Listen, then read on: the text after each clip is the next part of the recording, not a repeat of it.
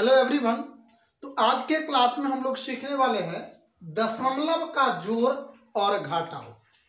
बहुत ही बेहतर तरीके से मात्र 4 क्वेश्चन कराएंगे और पूरा कॉन्सेप्ट क्लियर हो जाएगा। एक भी क्वेश्चन आप बुक में सिलेबस से कर लेना, यकीन मानो एक भी क्वेश्चन नहीं छूटेगा।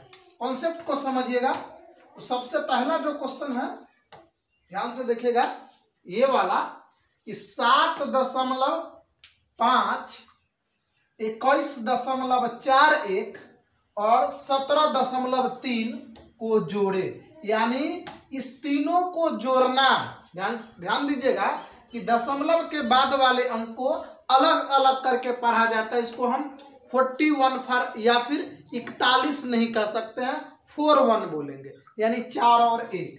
तो सबसे पहला क्वेश्चन है कि 7.5 में जोड़ना है 21.41, फिर जोड़ना है 17.3।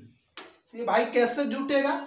एक चीज ध्यान देना कि सबसे जो इसमें मेन चीज होता है ना, वो होता है अरेंजमेंट का कमाल, कि अरेंज करना सीखिए। यानी ये जो दशमलव है ना, दशमलव उसके बाद जो है इस तरीके, ये दाहिना तरफ से हम बोल रहे हैं, बाएं तरफ तो आप कुछ नहीं कर सकते हैं।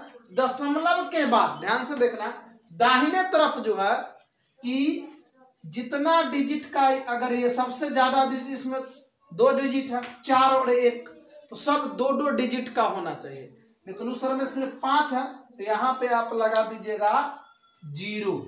यहाँ भी क्या लगा दीजिएगा? 0। क्यों? क्योंकि दशमलव के बाद 0 का वैल्यू नहीं होता। हालांकि जोड़ में इस 0 का बहुत बड़ा रोल नहीं है, लेकिन घटाव में इस 0 दिए बिना आप बना ही नहीं सकते, पूरा गलत हो जाएगा। तो चलिए इसको बनाते हैं। अब तो आराम से जोड़ सकते हैं। ध्यान क्या देना है कि दशमलव के बाद अगर 2 अंक है तो सब 2-2 अंक होना चाहिए। अगर 3 अंक है तो 3 अंक, अगर 1 अंक है तो 1 अंक ही रहने देना है। इसको अरेंज करना है। अब जोड़िए, 1 का 1, 4 और 5 9 और 3 12, कैरी जिसको हासिल बोलते हैं हाथ में 1, ठीक है ना, और 7 1 8 और 7 15 और 1 16, कैरी 1 और 3 और 1 4, यानी इसको जोड़ने पर 46.21 हो गया। कोई दिक्कत? बस यही कॉन्सेप्ट था। चलिए सेकेंड क्वेश्चन को देखते हैं। सेकेंड क्वेश्चन था हमारा 214.69 में जोड़ना है 75.725। ठीक है, इसको कैसे जोड़ेंगे? देखिए, इसमें दशमलव के बाद ज्यादा से ज्यादा कितना अंक है? 1 2 3। दशमलव के बाद 3 अंक है, इसमें एक और 0 डाल देंगे ताकि 3 अंक हो जाएगा, है ना। देखिए, एक 0 डाल दिए।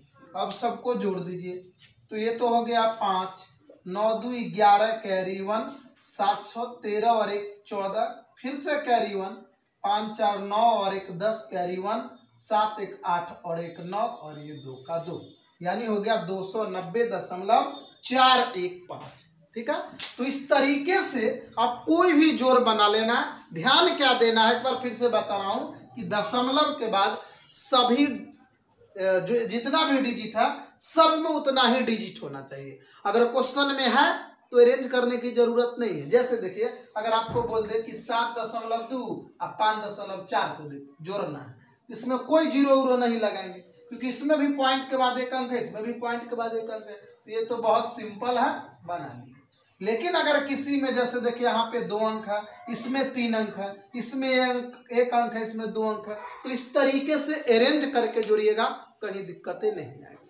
तो चलिए, जोड़ तो बहुत आसान है। घटाव में सबसे ज्यादा प्रॉब्लम स्टूडेंट्स को होता है घटाव में। जैसे देखिए 23.7 में से आपको घटाना है सिर्फ 15 घटाना। क्या घटाना है? 15। तो कैसे भाई लिखेंगे? तो दशमलव के बाद तो उधर लिखेंगे।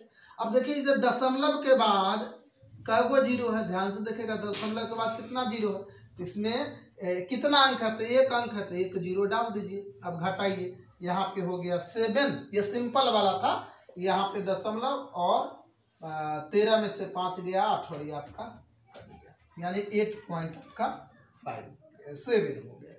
अब देखिए मेन चीज यहाँ पे शुरू होता है, मेन चीज यहाँ पे शुरू होता है। क्वेश्चन नंबर 4 अगर समझ गए तो समझिए कि आप सब कुछ समझ गए। क्वेश्चन नंबर 4 घटाव का ये VVI चीज देखिएगा कैसे। 127.25 में से घटाना है 116.124। देखिए यही मेन चीज है, इसको समझ लीजिए स्टूडेंट्स, कहीं दिक्कत नहीं आएगी, इसको समझ लीजिए आराम से।